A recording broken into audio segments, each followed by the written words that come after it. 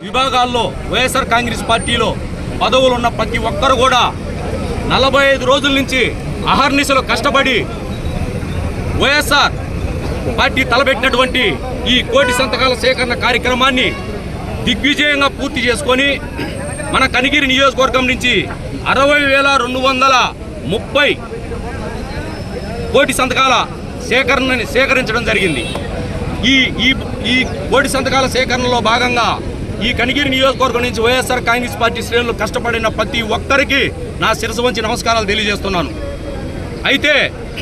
2019లో జగనన్న ముఖ్యమంత్రి అయిన తర్వాత 2 సంవత్సరాలు కరోనా కాలం పోయినప్పటికీ 3 సంవత్సరాల్లో అభివృద్ధి కార్యక్రమాలు కానీ సంక్షేమ పథకాలు కానీ గడప వద్దకు చేర్చినటువంటి నాయకుడు ఈ దేశంలో ఒక్క వైఎస్ జగన్మోహన్ రెడ్డి గారు మాత్రమే తెలియజేస్తూ ఉన్నాం। అయితే ఏదైతే అభివృద్ధి కార్యక్రమాల్లో భాగంగా జగన్మోహన్ రెడ్డి గారు 17 మెడికల్ కాలేజీలని ఒకేసారి శంకుస్థాపన చేసి ప్రతిష్టాత్మకంగా తీసుకొని జిల్లాకు ఒక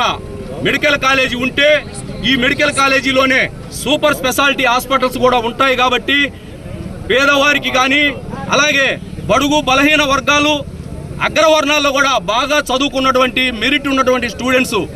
వేల మందికి మెడికల్ కాలేజీ సీట్లు ఫ్రీగా వచ్చేటువంటి విధానాన్ని వైఎస్ జగన్మోహన్ రెడ్డి గారు తీసుకొచ్చి 17 మెడికల్ కాలేజీని కడితే వాటిల్లో 7 కాలేజీలు పూర్తి చేయడం జరిగింది। 5 కాలేజీల్లో అడ్మిషన్లు కూడా స్టార్ట్ అయినాయి, 2 కాలేజీల్లో అడ్మిషన్లు స్టార్ట్ కాలేదు, 10 కాలేజీలు మాత్రం 70% పైచీలకు పూర్తి అయినాయి। అయితే జగనన్న 5,000 కోట్లు ఖర్చు పెట్టి ఇప్పటి వరకు కంప్లీట్ చేస్తే ఇంకా ఖర్చు కావాల్సింది 4,000 చిల్లర కోట్లే। 4,000 చిల్లర కోట్లను కూడా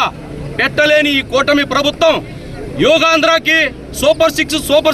హిట్ అనేటువంటి కార్యక్రమాలకి ఖర్చు చేయడం ఎంత దుర్మార్గమైన అంశం అనేది మీరు అందరూ గమనించాల్సిన సబ్జెక్ట్ ఇది। ఎందుకంటే 2,60,000 కోట్లు 16 నెలల్లో అప్పులు చేసినటువంటి ఈ కూటమి ప్రభుత్వం 5,000 కోట్లు పెడితే ఎంత ఈ బాగా చదువుకున్నటువంటి విద్యార్థులకు కానీ ఆరోగ్యం బాగలేనటువంటి పేద బడుగు బలహీన వర్గాలకు కానీ సూపర్ స్పెషాలిటీ వైద్యం అందేటువంటి విధానాన్ని రద్దు చేస్తూ పీపీపీ అనేటువంటి విధానాన్ని తీసుకొచ్చి పబ్లిక్ ప్రైవేట్ పార్ట్నర్షిప్ అనే విధానాన్ని తీసుకొచ్చి ఈ కూటమి ప్రభుత్వం వాళ్ళ ఎవరైతే టీడీపీ కూటమి ప్రభుత్వం అనుకూల వాళ్ళ బినామీలు ఉంటారో వాళ్లకు దారాదత్తం చేయడానికి ఈ 10 మెడికల్ కాలేజీల్ని కంప్లీట్ కాలేదని వాళ్ళు ఒక అబద్ధపు సాకులు చూపెడుతూ వీటిని వేల కోట్లకు వాళ్ళ గుత్తేదారులకు అందించాలనేటువంటి అప్పచెప్పాలనేటువంటి కార్యక్రమాన్ని చుట్టారు। కాబట్టి మా జగనన్న నేతృత్వంలో ఈ కోటి సంతకాల సేకరణని కార్యక్రమాన్ని స్టార్ట్ చేసి మొత్తం కూడా 17వ తారీఖున గవర్నర్ గారికి సమర్పించి గవర్నర్ గారిని వినతిగా ఈ ప్రైవేటు విధానానికి ఈ రాష్ట్రంలో 1 కోటి మందికి పైన అన్ని వర్గాల్లో ఒక్క వైఎస్ఆర్ కాంగ్రెస్ పార్టీకి మాత్రమే ఉపయోగపడే విధానం కాదు ఇది। అన్ని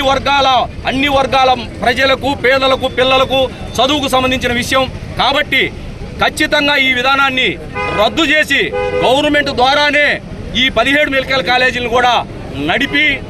ప్రజలకు ఉపయోగపడే కార్యక్రమాన్ని చేయవలసిందిగా గవర్నర్ గారిని కోరడానికి మా జగన్మోహన్ రెడ్డి గారి ఆధ్వర్యంలో 17వ తారీఖున వెళ్ళటం కూడా జరుగుతుంది। కాబట్టి మీరు ఒకటే అర్థం చేసుకోండి, ఈ దేశంలో 3 సార్లు సింగిల్గా ఎవరి పొత్తులు లేకుండా పోటీ చేసినటువంటి పార్టీ కానీ ఒకే